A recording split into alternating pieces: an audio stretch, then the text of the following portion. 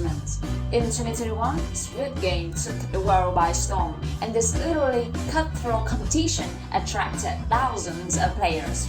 With this spirit, the year 2022 promises to spice you with Squid Game, which can be a more thrilling experience. As you may know, Squid Game is all about the survival strategies that equip players with skills to overcome a life or death situation.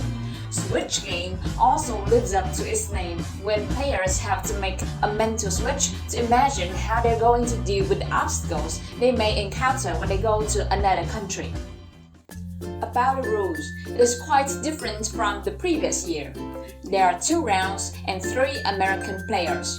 The problem revolves around 2 countries, America, a country with the core values of individualism, and China, an icon of collectivism. In the first round, each player are required to tackle a mind-blocking problem. There are 5 boxes for them to choose to know which element the problem belongs to.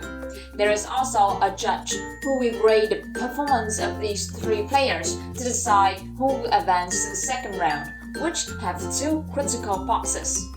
This round will decide the champion of this year. To help players tackle the problem more effectively, our judge will go through the theory of each element. Like any other competition, the winner will receive a grand prize, a badge of IC, interculturally competent. This honor badge is waiting for you. A big round of applause for 3 players and judge of Squid Game 2022. Well, it's my honor to be invited to this competition. I believe the audience are pretty curious to know what our 3 great players will perform today. With love and trust from all of you, I'll grade their performance based on certain criteria. Hopefully this year, Squid Game can be a breath of fresh air to all reality shows, and wish you a wonderful journey. Thank you so much. Our players are about to choose the box to know which type of problem they will deal with. And the result is, for the first player, the box of individualism, collectivism. And for the second player, the box of uncertainty avoidance. And for the third player, the box of power distance. No matter which box belongs to our players, I hope that they will deliver the performance to the best of their ability. Before jumping straight into the challenge for our first player, let the judge share with us about what we need to know when it comes to the element individualism and collectivism between these 2 countries. As for individualism and collectivism, the United States tends to focus on individuals, and this related to the idea of personal freedom in the Enlightenment era and self-reliance in anarchism. In contrast, China is a collectivist society, and its system facilitates shared goals and collaboration. As you can see, while the core elements of individualism in America are uniqueness and autonomy, harmony is what matters most in China. Well, it comes as no surprise when people in China and America may encounter a problem because of this difference. The Chinese prefer to have a small circle of friends and are willing to help their friends without thinking twice about it. However, Americans like to expand their social relationship and stick to their own schedule. So the question for the first player is, what do you think people in China and America may react to this difference? For the most part, Americans may hold a negative and superior attitude to the way Chinese people make friends. On the contrary, people in China may think Americans do not respect the long-term value of friendship, as they are only concerned with their little interests and unwilling to share their deep affection for their friends. While Americans think it is enjoyable to have a wide circle of friends, Chinese people think these social relationships lack deep understanding and real connection. Well, as a person who gravitates toward intercultural understanding, what can you do to improve the situation? I suppose people in China should change their mindset and become more sociable and learn necessary skills when studying in America. At the same time, Americans should prioritize the quality of friendships and be selective about making friends. As the saying goes, when in Rome, do as the Romans do. So each country had its own way to bridge this gap. Like, if you want to make friends with someone, open up and ask them about their interests and personality. The more you understand them, the better friends you can be. Wow, such a great performance. The first player has just finished her turn, and our judge seems quite satisfied. Let's move on to our second player, whose element is uncertainty avoidance. Judge, can you share with us something about this matter in America and China? From the viewpoint of uncertainty avoidance, America has a low degree, as the people have a universalist approach to rules and laws, so they accept change easily and always welcome new ideas. As far as the workplace is concerned, workers often show their willingness to speak their mind for the sake of the whole development, despite any clashes they may face with managers. However, the case is quite different in China.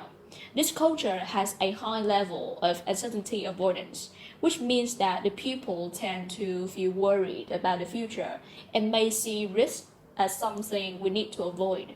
This is why China passes many rules to control social behaviors. As you just mentioned, Chinese employees tend to follow management rules, and even if they want to contribute some ideas, they won't have the guts to do so. But in America, employees are drawn to innovation and follow rules rather stiffly. So the question for our second player is, what do you think American and Chinese people may react to this difference in working style? I think Americans may feel bound by outdated restrictions of Chinese companies. When you want to make suggestions to the leader, they will be complained and reprimanded as employees are supposed to be submissive in China. On the other hand, Chinese people can work in a pleasant environment, free from limitations, and in America, Chinese employees also can have the flexibility to express their opinions without fears of criticism. But a few of them may consider it as a lack of discipline and find it strikingly different from their workplace culture. Well, given the difference in work culture, what can we do to balance it out? I expect that Chinese leaders should be those who played an active part in bouncing ideas of co-workers and encourage top-notch employees by giving them bonuses. In doing so, Chinese staff has a greater tendency to articulate their thoughts if necessary. And as for the American workplace, the leader should see different ideas from different angles, evaluate the pros and cons of the employees' proposals, choose the optimal solution. Well, I believe that the performance of our second player has blown the audience away, and it is so amazing. Now the third player is waiting to showcase her talent. Before we get down to the question, Judge, could you please tell us something about the elements of power distance in these two countries? Because I believe this is a pretty difficult concept for our audience to get their head around.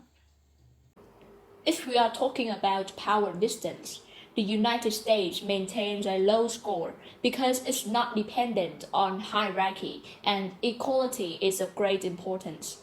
Its value of liberty and justice for all shines through every aspect of society and government. However, China has a high score on this element. It means that inequality is acceptable and there's no defense against superiors or any people in the high position. So, given the family context, Chinese parents tend to be authoritative, stand on their dignity, and monitor their children's activities. However, parents in the US value individuality and develop a democratic connection with their children.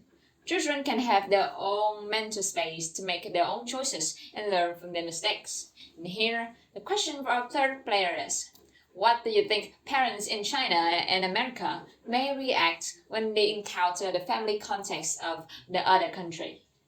To put it simply, I guess American parents might consider Chinese parenting rather overbearing, and children in the United States may feel emotionally appealed by the control. On the other hand, Chinese children may feel familiar with overprotective parenting, and if they are given lots of freedom, they can feel unloved or neglected.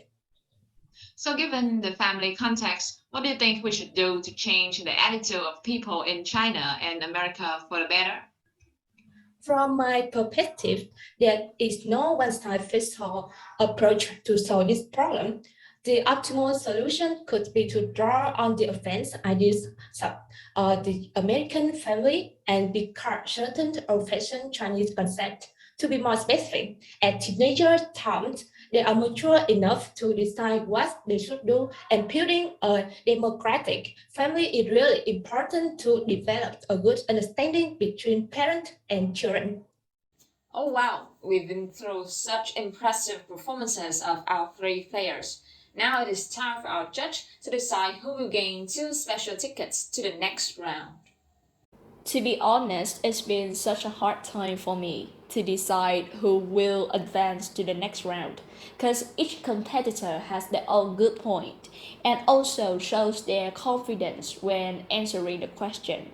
But after measuring their performances against criteria I set in the first place, congratulations to the first and the third player who delivered excellent performances to help us increase intercultural understanding on these elements.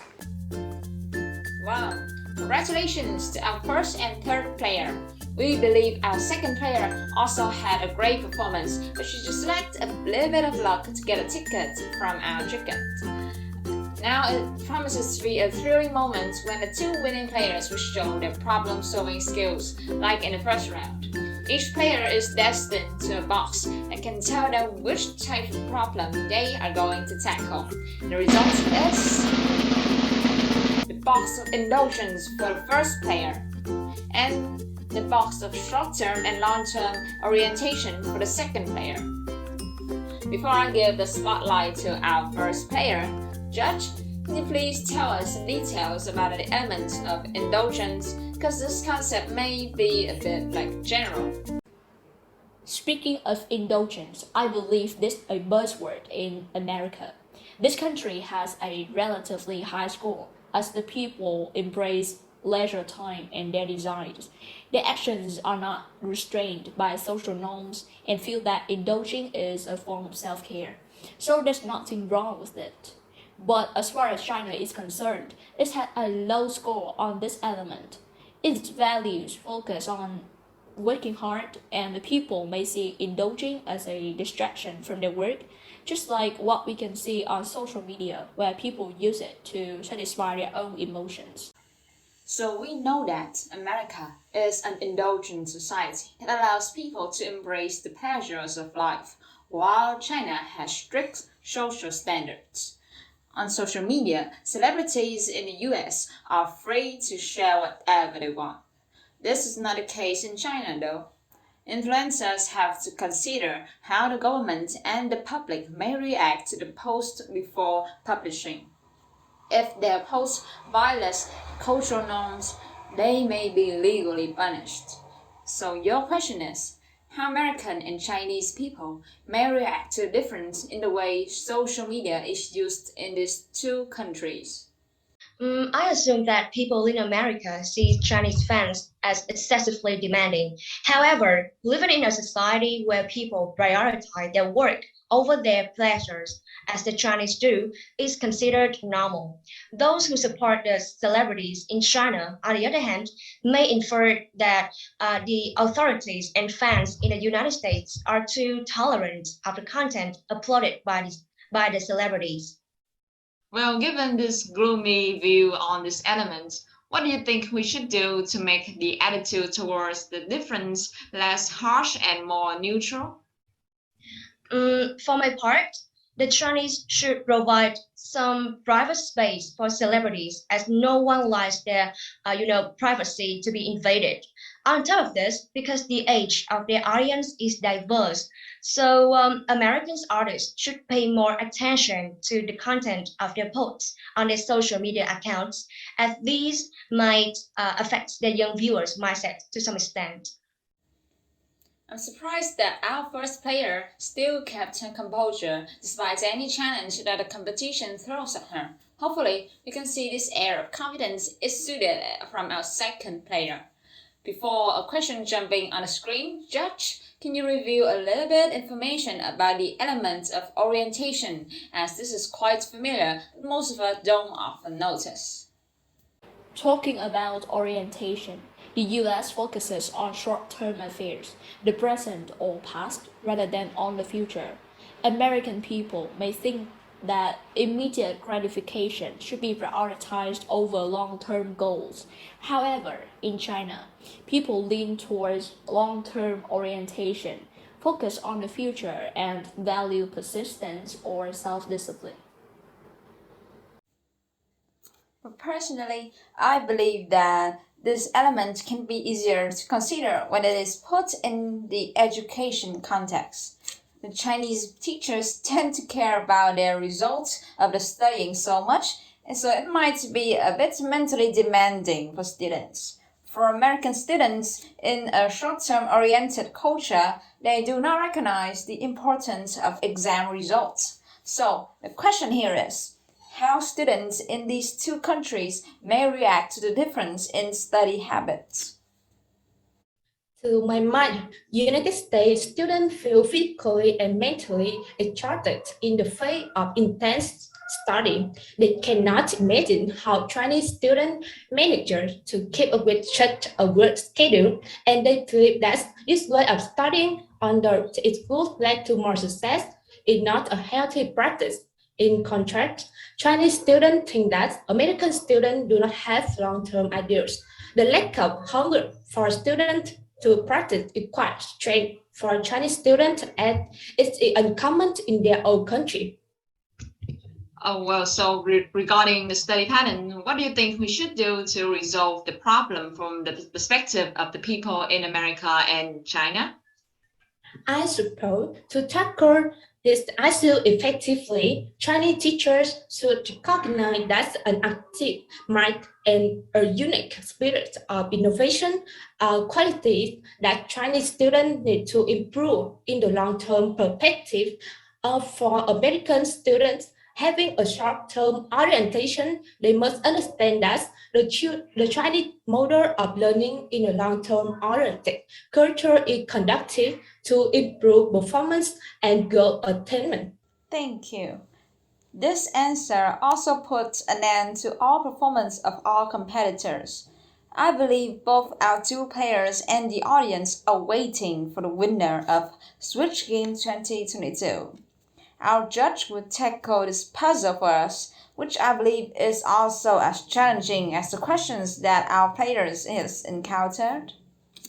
Well, I suppose so. Our players in this year's competition are so talented and tough-minded. However, based on the certain criteria I set in the first place, I believe there's one player who deserves to wear the badge of honor, as she gave a great succinct answer throughout two rounds. And the winner of Squid Game 2022 is none other than our first player. Congratulations!